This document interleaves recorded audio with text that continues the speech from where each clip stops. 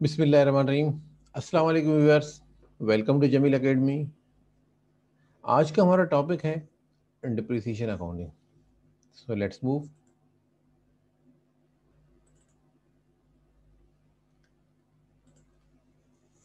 जिस तरीके से हमने प्रीवियस लेक्चर के अंदर एडजस्टिंग एंट्रीज की थी, एडजस्टिंग एंट्रीज में मैंने आपको बताया था कि 3 एडजस्टिंग एंट्रीज स्टिल पेंडिंग है। Number 1 depreciation, number 2 inventory, number 3 bad debts.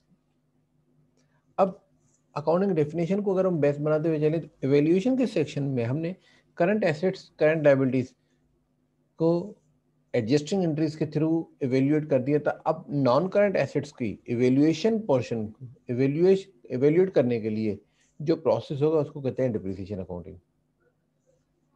आज इस वीडियो लेक्चर के अंदर हम क्या क्या चीज़ रिवाइज करेंगे। फर्स्ट ऑफ ऑल, आज के हमारे लेक्चर्स के ऑब्जेक्टिव्स क्या होंगे, what do you know about non current assets, NCA. Non current assets के बारे में क्या जानते हैं जो हम अर्लियर वीडियोस में डिफाइन कर चुके हैं। What is depreciable cost and depreciation expense. Depreciable cost क्या चीज़ है और डिप्रिसिएशन एक्सपेंस क्या चीज़ है।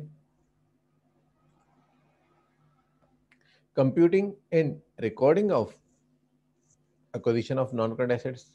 नॉन करंट एसेट्स की अक्वायर करते वक्त, परचेज करते वक्त उनको किस तरीके से रिकॉर्ड होगा, किस तरीके से उसकी कैलकुलेशन होगी, कंप्यूट किस तरीके से करेंगे, ये हमारा थर्ड ऑब्जेक्टिव होगा।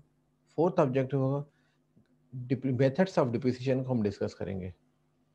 मेथड्स ऑफ डिप्रिसिएशन को डिस्कस करना, basically there are 5 basic methods of depreciation: straight line method, life of assets depend on hours or production,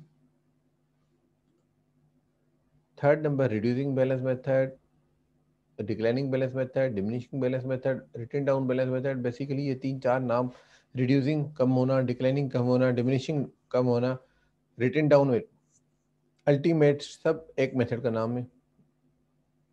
next, double declining method, जो थर्ड मेथड में हमने कैलकुलेट किया उसी को double कर दें। फोर्थ फिफ्थ है सम ऑफ डिजिट मेथड। ये बेसिक 4 पॉइंट्स मेथड्स के अंदर 5 सब पॉइंट्स हैं। 4 पॉइंट के बाद फिफ्थ पॉइंट है कि जो आप अगर डिप्रिसिएशन कैलकुलेट करेंगे तो उसकी रिकॉर्डिंग किस तरीके से करेंगे, उसकी जनरल एंट्रीज क्या बनेगी। इसके बाद अगर अकाउंटिंग की पॉलिसीज किस तरीके से होंगी, पॉलिसीज टू रिकॉर्ड डिप्रिसिएशन, कौन सी पॉलिसीज, किस पॉलिसीज के तहत डिप्रिसिएशन को चार्ज करेंगे। नेक्स्ट, अगर आपकी लाइफ जो आपने एस्टिमेट किया था, changing in life in estimation, changing in estimation life, scrap value कोई किसी भी चीज़ में। Second number, disposal of non current assets, जब आप नॉन करंट एसेट्स को सेल करते हैं तो उस वक्त किस उसकी अकाउंटिंग किस तरीके से होगी।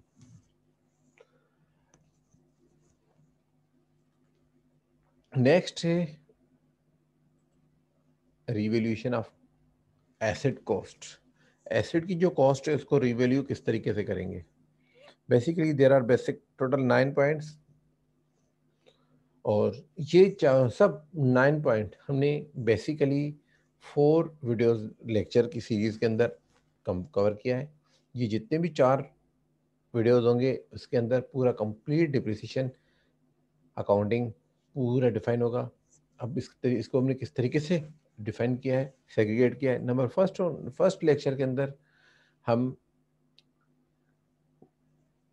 non-current assets, depreciable cost, depreciation expenses, recording of acquisition of non-current assets, methods of depreciation and recording of depreciation expense, इनको डिफाइन करेंगे। सेकंड लेक्चर के अंदर हम इन ही 5 मेथड्स को बेस बनाते हुए एक क्वेश्चन करेंगे लेक्चर नंबर 2 के अंदर। उसी जो आपने लेक्चर नंबर 1 के अंदर जो डिस्कस करेंगे उसी का सब पार्ट एक प्रैक्टिकल क्वेश्चन करेंगे ताकि पूरे कॉन्सेप्ट क्लियर हो।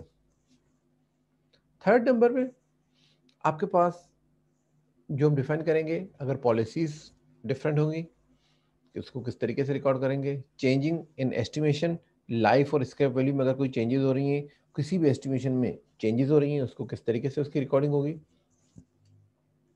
Disposal, non current assets, revaluation of current asset account या नॉन करंट एसेट्स। रिवैल्यूएशन, अगर प्राइस इनकी इंक्रीज हो रही है suddenly, down market value change हो गई, तो उसकी अकाउंटिंग किस तरीके से होगी, हम ये चीज़ें लेक्चर नंबर 3 में करेंगे। लेक्चर नंबर 4 के अंदर हम इसी थर्ड लेक्चर को बेस बनाते हुए इसके से related policies changing, estimation changes, disposal, इसको हम लेक्चर नंबर 4 पॉसिबल हुआ तो लेक्चर नंबर 5 तक हम इसको अगेन कंप्लीट करेंगे। तो ये आपके पास कंप्लीट लेक्चर्स होंगे डिप्रिसिएशन अकाउंट्स के। So now let's move to the, what do you know about non-current assets? What is non-current assets? Non-current assets mean non-current assets or company non-current asset investment where the full value will not be realized within the accounting year. Accounting year के अंदर full value इसकी realize नहीं होती।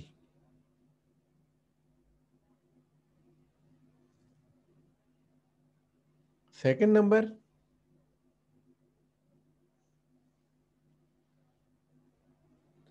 examples of non-current assets include property, plant and machinery, investment in other companies, intangible assets such as goodwill, brand recognition, and intellectual property. Non-current assets appear on the company's statement of financial position.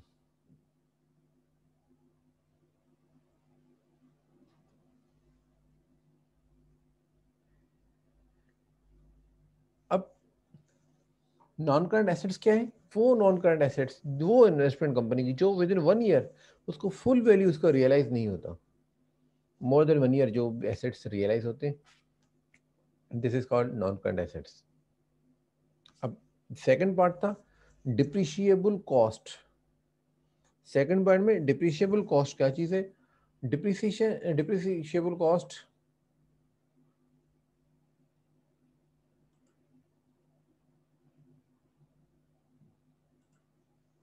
अब depreciable cost of non-current assets spreading over the life of asset is known as depreciable cost. depreciable cost किस चीज को कहते हैं? जो non current assets की cost होती है। Depreciable cost mean cost of non current assets, जो जितने भी आपने नॉन करंट एसेट परचेज किया है उसके लाइफ पे डिवाइड कर ले, उसकी लाइफ के हिसाब से उसको स्प्रेड कर दे, this is called depreciable cost. अब डिप्रिशिएबल कॉस्ट की कुछ कैलकुलेशन का कुछ मेथड्स है, सिंपल मेथड्स है। For example, if we purchase assets for rupees 15,000, 15,000 रुपए का अगर आपने कोई एसेट परचेज किया है, after it's useful life scrap value will be 1500। अगर कोई एसेट आप परचेज करते हैं जिसको अगर सर्टेन ईयर लाइफ के बाद, अगर उसको लाइफ के बाद भी अगर स्क्रैप हो जाए, जो हमारे वो मशीन काम की नहीं हो, मगर उसके जो लोहा जिससे वो बना हुआ है, जिस प्लास्टिक जिससे वो बना हुआ है, उसको भी अगर हम स्क्रैप में सेल करें तो स्क्रैप से भी हमें कुछ ना कुछ पैसे मिलेंगे। जो 1500 रुपीज अगर हम मिलेंगे, असम्पशन हमने अज्यूम किया है कि 15,000 की चीज ली है, उसको लाइफ के यूज के बाद 1500 रुपए में सेल हो सकती है। After life we will receive some amount, that amount to be deducted from original cost. If after useful life scrap value will be 1500, mean after useful life we receive some amount and amount to be depreciable will be 13,500। 1500 से जितना आपने invest किया है, जो आपकी investment है, आपने asset purchase किया, अब उस एसेट के बदले आपको सर्टेन टाइम के बाद 1500 रुपीज रिकवर होंगे। जो रिकवर होंगे वो आप ओरिजिनल एसेट से वैल्यू से माइनस करेंगे, 15,000 माइनस 1500, तो जो रिमेनिंग अमाउंट होगा this is called depreciable cost. अब इस कॉस्ट को 13,500 को over the life of the asset spread of करेंगे। किस मेथड से स्प्रेड करेंगे वो कैलकुलेशन अब नेक्स्ट आगे कर रहे हैं। अब डिप्रिशिएबल कॉस्ट की कैलकुलेशन क्लियर हो गई। अब डिप्रिसिएशन एक्सपेंस क्या चीज है? Depreciation expense means depreciation is a process of spreading. Depreciation क्या चीज है? is a process of spreading the original cost of non-current assets over the accounting periods in which its benefit will be left. जब तक वो आप non current asset से benefit ले रहे हैं और एसेट की लाइफ, एसेट को आप यूज कर रहे हैं, उसकी जो कॉस्ट है उतने ही उस लाइफ की जो कॉस्ट, उस एसेट की जो कॉस्ट है उसको उस लाइफ पे स्प्लिट कर लें, तकसीम कर लें, जब तक उस एसेट से आप बेनिफिट ले रहे हैं। तो दिस इज कॉल्ड डिप्रिसिएशन। जो अमाउंट आप डिवाइड करेंगे, जो अमाउंट आप स्प्लिट करेंगे ओरिजिनल कॉस्ट या डिप्रिशिएबल कॉस्ट को, नॉन करंट एसेट्स की डिप्रिशिएबल कॉस्ट को जो भी आप ओवर द लाइफ स्प्लिट करेंगे, this is called depreciation. Depreciation is usually charged annually and appears as an expense in income statement. Depreciation हमेशा yearly charge होता है। मैंने प्रॉफिट लॉस अकाउंट के अंदर, statement of profit loss account या income statement में हमेशा ये अपीयर्स एज एन एक्सपेंस। क्या होगा? Depreciation expense. Second, the annual charges are also accumulated in the provision account in the statement of financial position. जो भी आपके पास सालाना जितनी भी चार्जेस आप करेंगे उसको अक्यूमुलेट करके, मर्ज करके इन प्रोविजन अकाउंट में आप रखेंगे, जो आपके पास आएगा स्टेटमेंट ऑफ फाइनेंशियल पोजीशन। बेटा जी जब हम प्रैक्टिकल करेंगे तो आपके पास क्लियर हो जाएगा। थर्ड नंबर है the credit balance on this account reflect the amount of the assets original cost that has so far been written off. Provision के क्लोजिंग बैलेंस को शो करने का मकसद ये है कि जो एसेट आपने यूज किया है, जो एसेट आपने यूज किया है उसके यूजेज की जो कॉस्ट है वो हमेशा आपके पास प्रोविजन फॉर डिप्रिसिएशन के अंदर रिफ्लेक्ट करेगी, और ये हमेशा आपके पास क्रेडिट में बैलेंस होगा। डेबिट में डिप्रिसिएशन एक्सपेंस हो जाएगा, क्रेडिट में अक्यूमुलेटेड डिप्रिसिएशन या प्रोविजन फॉर डिप्रिसिएशन हो जाएगा, जो हमेशा क्रेडिट बैलेंस होगा, जिसकी मीनिंग ये है कि एसेट को हमने इतने अमाउंट से राइट ऑफ कर दिया, इतने अमाउंट का हमने एसेट को यूज कर दिया है, एसेट की परफॉर्मेंस इतने अमाउंट की वैल्यू जो है एसेट की डिक्रीज हो गई है, परफॉर्मेंस भी डिक्रीज हो सकती है। नेक्स्ट है computation of non current assets.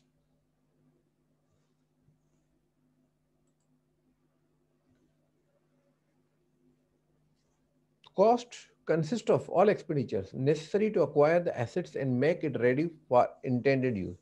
जो मशीन, जो एसेट आप परचेज करना चाह रहे हैं, लेट सपोज अगर हम ये बोल देंगे भाई हमने एसी परचेज करना है, तो एसी परचेज करने के लिए आपके पास सिर्फ एसी लेकर आ जाए तो वो नहीं, एसी की फिक्सिंग भी होगी, एसी के लिए शायद इलेक्ट्रिसिटी की अलग लाइन भी लगानी होगी। तो जितना भी टोटल खर्चा होगा, cost consist of all expenditure, सब खर्च अखराजात necessary to acquire the asset, जितने भी एसेट परचेज करने में, and make it ready for its intended use, उसको यूज करने तक जितना भी एक्सपेंस होगा वो आपका cost of non current assets में आएगा। Second number, these cost include purchase price, price, freight cost, installation cost, ये सब चीजें आ जाएंगी। Expenditure that are not necessary should be recorded as expense, losses और अदर एसेट्स। अगर आपने ये कहा कि भाई मुझे एसी लगाने के साथ साथ मैं यार वॉल पे, इंटरनल वॉल पे कोई डेकोरेशन करना चाह रहा हूँ, कोई वॉलपेपर लगाना चाह रहा हूँ, तो ये आपके पास एडिशनल अखराज आते हैं। इसको आप डिफरेंट तरीके से या तो एक्सपेंसेस, लॉसेस या अदर कोई एसेट्स रिकॉर्ड करना चाहें तो रिकॉर्ड कर सकते हैं। मगर अब ये जो एसेट, जो एसी की कॉस्ट है, उसके परचेज प्राइस, उसके ऊपर जहां से आपने परचेज किया वहां से घर तक लेकर आना, गोडाउन तक लेकर आना, अपनी बिजनेस तक लेकर आना, जो भी उसका किराया लगा, ट्रांसपोर्टेशन लगी, उसको फ्रेट कॉस्ट कहते हैं, और उसकी इंस्टॉलेशन जितना भी होगा। अब एसेट के अंदर क्या क्या चीजें आती हैं? अगर लेट सपोज हम इंपोर्ट करते हैं, तो जितने भी कोई भी इक्विपमेंट अगर हम इंपोर्ट करते हैं, जितना हम कैश पे कर रहे हैं या उसकी इनवॉइस वैल्यू, उसके लिए हमें इंपोर्ट ड्यूटीज पे करनी पड़ेगी, नॉन रिफंडेबल टैक्सेस पे करने पड़ेंगे, ट्रांसपोर्टेशन कॉस्ट पे करनी पड़ेगी, insurance in transit. Insurance in transit का मकसद कि वेयर हाउस से, गोडाउन से लेकर आपने जहाँ से परचेज किया वहाँ सप्लायर से लेकर आपके प्रीमिसेस पे आने तक, ड्यूरिंग जर्नी अगर कोई एक्सीडेंट हो जाए तो उसके लिए इंश्योरेंस जो होती है वो इंश्योरेंस इन ट्रांजिट। और other expenses up to use of the asset, asset को यूज करने के लिए जितने भी एक्सपेंसेस हैं वो इसमें ऐड करें। अब ये अदर एक्सपेंसेस किस में ऐड करेंगे आप? कॉस्ट में, इनवाइस प्राइस में। तो आपके पास जो अमाउंट आएगा वो कॉस्ट ऑफ इक्विपमेंट आएगी।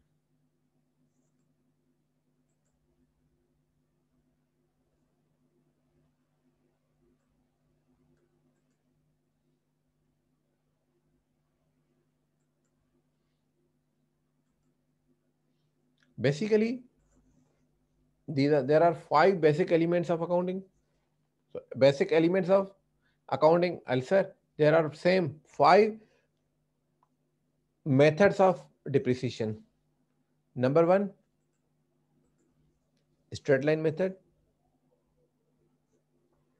Straight line method, straight line method, जो स्ट्रेट लाइन मेथड, अब आपको इसकी डेफिनेशन से, इस नाम से स्ट्रेट लाइन मेथड, कि हर साल ये डिप्रिसिएशन स्ट्रेट रहेगा, इसके अंदर कोई परफॉर्मेंस, कोई इवोल्यूशन नहीं, इसकी स्ट्रेट हर साल इक्वल रहेगा डिप्रिसिएशन। जितना आज है नेक्स्ट ईयर में सेम रहेगा, उसके नेक्स्ट में सेम रहेगा, जब तक वो एसेट की लाइफ है तब तक वो एसेट सिमिलर सेम मेथड से चलेगा। इसका फॉर्मूला क्या है? डिप्रिसिएशन एक्सपेंस कैलकुलेशन किस तरीके से होगी? Depreciation expense debits, sorry, depreciation expense की कैलकुलेशन किस तरीके से होगी? Depreciation expense is equal to cost, जितने भी आपने एसेट परचेज किया है, minus salvage value. Cost minus salvage value, जितने में आपने टोटल, जो इससे पहले आपने कॉस्ट ऑफ एसेट कैलकुलेट किया था, वो total cost minus salvage value over the life of asset.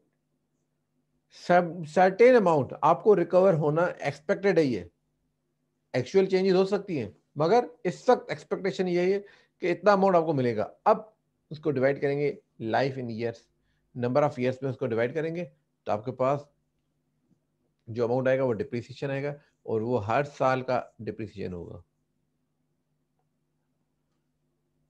Second method, life of asset depend on hours और प्रोडक्शन। कुछ एसेट्स ऐसे तरीके से होते हैं जिनकी life number of hours, number of production units पे बेस होगी। जिस तरीके से अगर प्रिंटर की लाइफ करें, तो प्रिंटर की life certain amount of prints निकालना उसकी लाइफ है।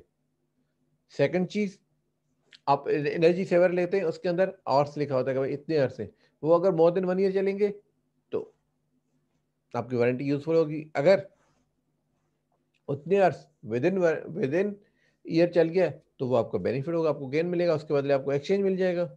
अब लाइफ ऑफ एसेट मेथड या प्रोडक्शन मेथड या परफॉर्मेंस आवर्स मेथड, ये इन सब के नाम, इस मेथड के डिफरेंट नाम से, production method, hours method, life unit method.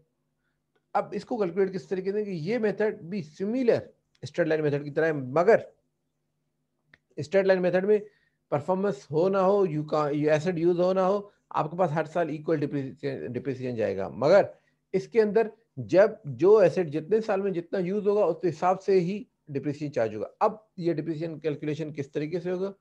Cost minus salvage value divide by life in units earth production, जो भी चीज है।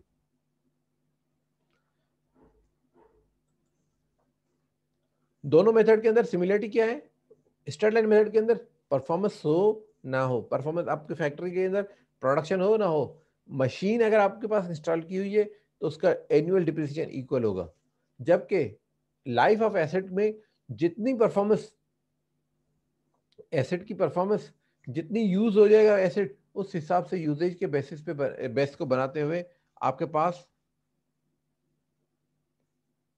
ये मेथड कैलकुलेट होता है। अब इन दोनों के अंदर डिप्रिसिएशन एक्सपेंस इज इक्वल, ये सिमिलर है। डिप्रिशिएबल कॉस्ट का फार्मूला अगर आप पहले, जो बैक में मैंने आपको बताया, पहले भी अभी बताया, cost minus salvage value, cost minus salvage value divide by life. Life in year है straight line method, life in unit है तो unit method, life in production है, लाइफ इन आवर से, तो वो आप उस मेथड के हिसाब से कैलकुलेशन हो गई। इट मीन्स अब ये दो मेथड आपके पास क्लियर हो गए। थर्ड मेथड, जिसके डिफरेंट नाम से, reducing balance method, declining balance method, written down balance method, diminishing balance method, सबका मकसद अल्टीमेट आपका एक्सपेंस जिस तरीके से आपकी ओवर द लाइफ एसेट की डिक्रीज होती जाएगी, तो आपके पास एक्सपेंसेस भी उस हिसाब से डिक्रीज होते जाएंगे। अब इसका फॉर्मूला क्या है? Depreciation expense is equal to cost of asset. Cost of asset क्या चीज है? जितने में आपने एसेट परचेज किया हुआ है। फर्स्ट ईयर है तो कॉस्ट ऑफ एसेट पे परसेंटेज गिवन होगी, उसको मल्टीप्लाई करेंगे। अगर सेकंड ईयर है तो कॉस्ट ऑफ एसेट के बदले बुक वैल्यू चार्ज करेंगे। बुक वैल्यू का मकसद क्या है? जितने भी आपने एसेट परचेज किया है उसके उसी प्राइस के अंदर आप माइनस करेंगे उस बुक वैल्यू में, उसमें से माइनस करेंगे जितना डिप्रिसिएशन ऑलरेडी आप यूज कर चुके हैं। लेट सपोज 1 लाख रुपए की कोई एसेट एसेट लिया है जिसकी लाइफ स्ट्रेट लाइन मेथड के अंदर तो लाइफ है। अब यहाँ के अंदर परसेंटेज अगर 10% गिवन है तो 100,000 का 10% फर्स्ट ईयर में 10,000 डिप्रिसिएशन होगा। सेकेंड ईयर में बुक वैल्यू को कैलकुलेट बेस बनाएंगे, परसेंटेज अप्लाई करेंगे। बुक वैल्यू किस तरीके से निकलेगा? कॉस्ट माइनस डिप्रिसिएशन, जितना आप कर चुके हैं या अक्यूमुलेटेड डिप्रिसिएशन वो माइनस करेंगे तो आपके पास बुक वैल्यू मिलेगी। Double declining method, next method के अंदर सेम डिक्लाइनिंग मेथड को सिर्फ मल्टीप्लाई बाय 2 करेंगे। कॉस्ट या salvage value multiply by percentage जितना भी हो उसको सिर्फ मल्टीप्लाई बाय 2 करेंगे तो आपके पास डबल डिक्लाइनिंग मेथड की कैलकुलेशन हो जाएगी। जो अमाउंट आएगा उसको डबल डिक्लाइनिंग मेथड के हिसाब से आप एक्सपेंस चार्ज करेंगे।